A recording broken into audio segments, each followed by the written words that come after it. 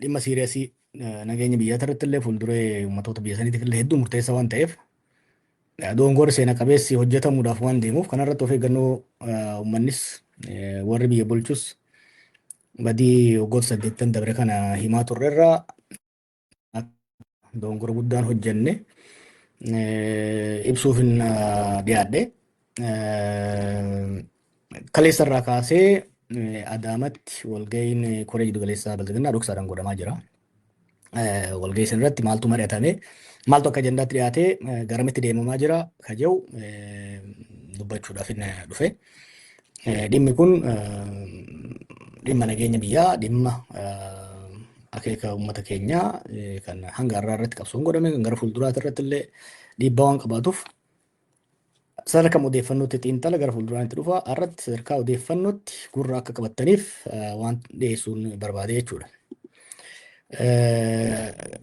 Ajandaalee murteessoo ta'an waan baay'ee irratti mariin isaanii paartiin bilchaginnaa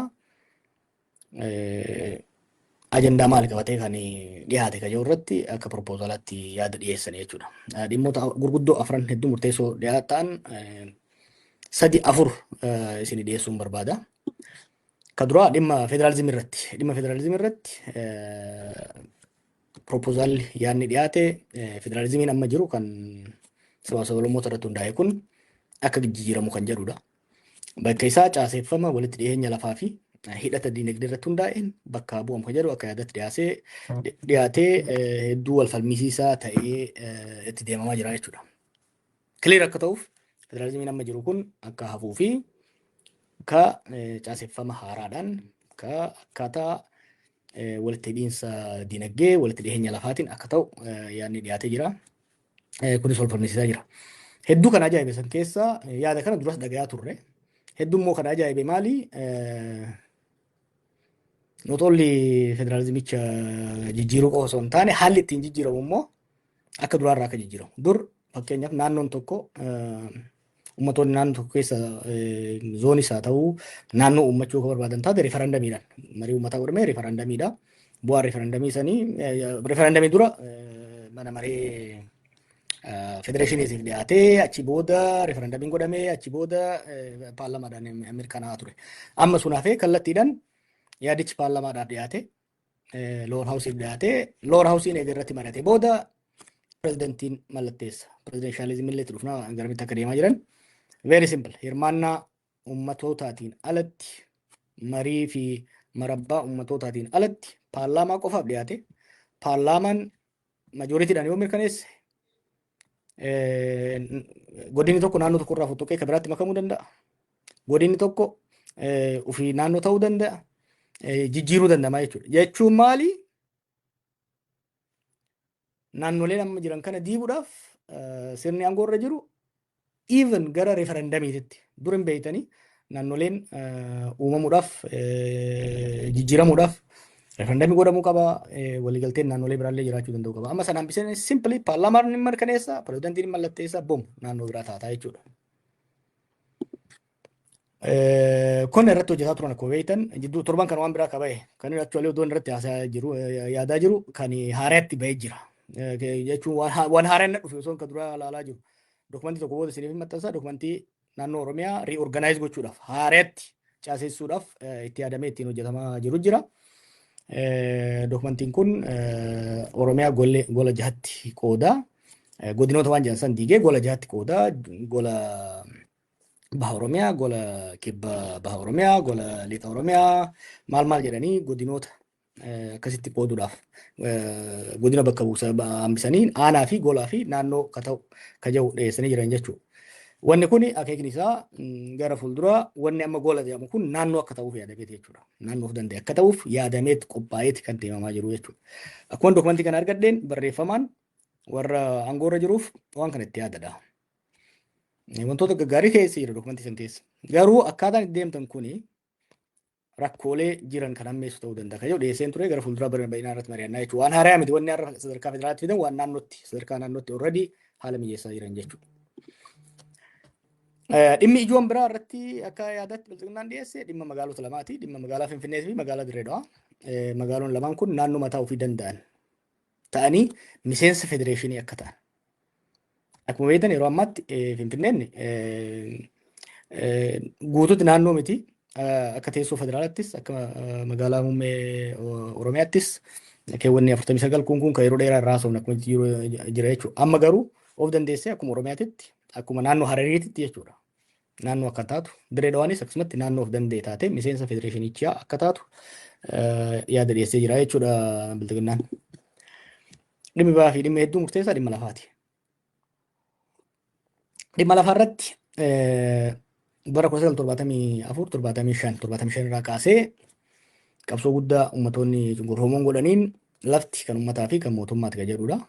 Waanuma kanatu bara 91 heera mootummaa amma jiruunis ragga'ee hagammaa ittiin deemamaa jira. Sun sababa mataa isaa qabu wanni sun jedhameef. Amma sun hafee lafti piraayivetaayizii akka ta'u yookiin immoo lafti kan dhuunfaa akka ta'u yaadni dhiyaatee jira jechuudha. Yaadni kan dhuunfaa akka ta'u dhiyaatee jira. Lafti bitamuuf gurguramuu akka danda'u. Kun hoo qonnaan bulaadha maal jechuudha. Gaafilee tokko tokko nuti kaasee jira. Seerri kun seerri lafti kan uummataatiif kan mootummaati jedhu kun dhiyoo kana haasayaa turre waggaa qabsaan gameessi Oromoo Zagayyaas fa'u gaafa gara fuula Rabbii deeman gumaacha isaanii irraa dubbachaa turre. Is it coincident jaarsi jala gahee jaarsi kun abbaa heera kanaati. Waan kanarratti ejjennoo isaa waan jijjiire natti fakkaatu gaafa gara fuula Rabbii deemutti. Is it coincident? Miseensa marii biyyoolessaatis. What happened? What's happening? Maaltu ta'aa jira kan jedhus hamii fi yoonni adda addaa deddeemaa ture gurra hin kennine fi har'a garuu wanna kana akka shakku na godhee jira jechuudha. Kabiraa akka wanni sadaffaa akka proposaalatti dhiyaate waa'ee sirna bulchiinsaati. Sirni bulchiinsaa yeroo ammaa sirna paarlamentariiti kan Itoophiyaan hordofaa jirtu. Namoonni miseensa paarlamaa filatu, miseensa paarlamaa piraayim ministeera takka xeqilaa ministeera filataa, muummicha ministeeraa filataa jechuudha. Kuni gara semi pirezidenshaalista akka jijjiiramu jechuun fuul pirezidenshal kan jennu kan uummanni mataa mataan quba kennee sirna pirezidentii ittiin filu akka biyya Ameerikaatti ta'u jechuudha. Kanaafi ka paarlamentii jidduu immoo semi pirezidenshalizim kan jedhamu jechuunis ka miseensonni paarlamaa uummanni miseensa paarlamaa filatee miseensonni paarlamaa immoo pirezidentii ittiin filan semi pirezidenshalizim kan jennuun sirna akkasiiti kan propose godhan tokko kanaa jechuudha kan dhufaa jiru. So wantoota afran kanarratti kan deemame federalizimii jijjiiruu, hiree magaalota lamaanii jijjiiruu, dhimma lafaatii fi dhimma pirezidenshalizimii irratti kan mari'atame. Mariin walgahiin dhugaa'amu ajandaan itti himamne. Walgahii koree jiddu galeessaa waan bara dhufuu mari'achuudhaaf kan yaamamanii ergaachi ga'an booda dhimmi kun kan itti dhiyaate wal falmisiisaa ta'eeti deemaa kan jiru kaleessa eegalee har'a mari'atanii jiru borullee itti fufaa kan jedhudha. Garee gareen adda bayaniit kan qooda mari'achaa turanii dhimma pirezidenshalizimii irratti almost walii galamee jira. Dhimma magaalota lamaan irratti falmiin jira yaadni akkuma jirutti jira. Dhimma federalizimii irratti fi dhimma magaalota irratti falmaa cimaatu deemaa jira. Dhimma lafaa irrattis falmaan godhamaa jira jechuudha. Garamatti itti baati ka jedhu namuu waanuma tilmaamuu dandeessan na fakkaata. Maaliif wanni kun yeroo ammaatti ta'e maaliif kun godhame tokko hawwii abii yeroo dheeraati. Kana dhoksee hin beeku yeroo dheeraarraa sirna federalizimii kana jijjiiruu sirna lafaa jijjiiruu warri gaaddisa hoggansa Oromoo keessa waliin turre waan kana yaada tokko dhiyeessee ture fakkeenya waa'ee lafaa irratti akka mari'annus yaada dhiyeessaa ture. So waan haarayaa miti waanuma lafa jala bilchaataa dhufteedha. Garuu ammatti wanni kun ajandaa ta'ee haalli amma Itoophiyaa keessa jiru jijjiirama gurguddaa akkana fiduudhaaf kennataa miti. Garuu maaliif amma godhame kan jedhu akeeka adda addaatu jira. Tokko walitti bu'iinsi dalgaa horizontal conflict ummatoota jidduutti akka hammaatuuf. Ummatoonni yeroo ammaatti haala qaluminsa jireenyaatiin haala rakkoolee adda addaatirraa kan ka'e fuula isaanii gara mootummaatti deebisanii waan jiraniif ummatoonni ajandaa kana qabatanii akka walitti bu'aniif yaadameeti kan godhamaa jiru. Keessattuu immoo naannoo Amaaraatti irratti lolli jiru hedduu mootummaan hedduu laaffataa deemaa jira. Kanaaf yoo dhimmoota siyaasa Amaaraa hawwachuu danda'an sirni federalizimii diiguu Finfinnee maal kan yoo kan goonu taate qalbii uummata naannoo Amaaraa akka gara faannoo deeme kana ofitti deeffannaa yaada jedhuun kan deemamaa jiru jechuudha. Akkasumas Amaaraa fi Oromoo jidduutti walitti bu'iinsa hammeessuudhaaf teenshinii fi konflikt hammeessuudhaaf wanni tibba kan Wallaggatti ta'aa jiru. Fakkeenyaa fi giddaa ayyaanaa amuruu kana gara almost walqaayita Amaaraa fi Oromoo jidduutti jijjiiruudhaaf itti hojjetamaa jira. Somaaliif Oromoo har'a naannoo mi'eessotitti walitti bu'iinsa ture, torban darbees akkasitti ture, konfliktii kana cimsuu barbaadu. Dhimma dirree dhawaa kan fidaniif Somaaliif Oromoo walitti naquudhaa fi dhimma Finfinnee dhimma kaan Amaaraatiin walitti naquudhaaf kan fidan jechuudha. Even walgeessan keessatti illee wanni qoqqoodamni kun ifatti manifest godhee mul'atee jira jechuudha. Kabiraa Oromoon Oromoo laaffisuu irratti kan hojjetame waggaa 8 dabre kana amma daran laaffisuu structurally laaffisuu barbaadan. Hanga irraa waggoota 8 dabre ajjeesuudhaan maal godhuudhaan walitti buusuudhaan gandaaf qabaleedhaan walirra ijaaruudhaan kan deemamaa ture. Amma garuu structurally laaffisuu yaada jiru qabatanii kan deemaa jiranii. Pay attention to fakkeenya fi waggoota 8 dabre kana uummata Wallaggaa irratti deliberately wanni godhamaa ture maali kan jedhu laaluun barbaachisaadha. Akka isaan Oromummaa maqaa mootummaan Oromootu akkasuma hojjeese yani Oromummaa akka isaan qollifatan wanni godhamaa ture. Dhiyeenya kana Arsii keessatti amantiidhaan wal qabatee wanni godhamaa jiru. Gaafa Hacaaluu ajjeefamee nu hidhamne uummata Tuulamaa Baaleef Arsii Harargee keessa jiru irratti wanni godhamaa jiru. Baay'ee waggaa laaltu kaarraa kanaaf haalli mijataa akka jiru agarsiisa jechuudha. Dhaamsi ani jara waan kana godhaa jiruuf dhaamuu barbaadu ibiddaan taphachaa jirtanii. Haalli kun walitti bu'iinsa biyya sanii daran kan hammeessudha. Dhimma Tigraay wajjin kan himaa jiran Tigraay sirna federaalizimii Tigraay irraa buqqaasu waggaa fudhatan imaajin gochuun baay'ee ulfaataadha haala qabatamaa jiru. Dhimma Tigraay wajjin jirus kan hammeessudha. Oromiyaa keessatti haala jiru kan hammeessudha. Inni dogongoran malee yeroo ammatti humnoonni siyaasaa Amaaraatis naannoon Amaaraa akka diigamuun barbaadan. Kanaaf walitti bu'iinsa dalgaatis walitti bu'iinsa garaan jiru. Humna mootummaas kan laaffisuudha. Yeroo ammatti humni nageenya mootummaa akka malee laafee jira. Inni agartanii Oromiyaa keessatti, Amaaraa keessatti ijoolleen isaan waraanatti guuraa jiran tun dhibbaataman guyyaarraa booji'amti, guyyaarraa dhibbaataman dhumaa jirti jechuudha. Waxxaramee jira. Likki malee dhifamee jira sirni waraanaa biyya sanii. Kanaaf humna nageenyaa biyyattii irratti illee ba'aa biraa dabaluudha. Kanaaf hamma danda'ametti wanti kun dhaabbachuudha qaba. Jijjiiramni sadarkaa kanatti godhamu jijjiiramni akkanaa mariif marabbaa konsensus sadarkaa biyyoolessaatti barbaachisaadha.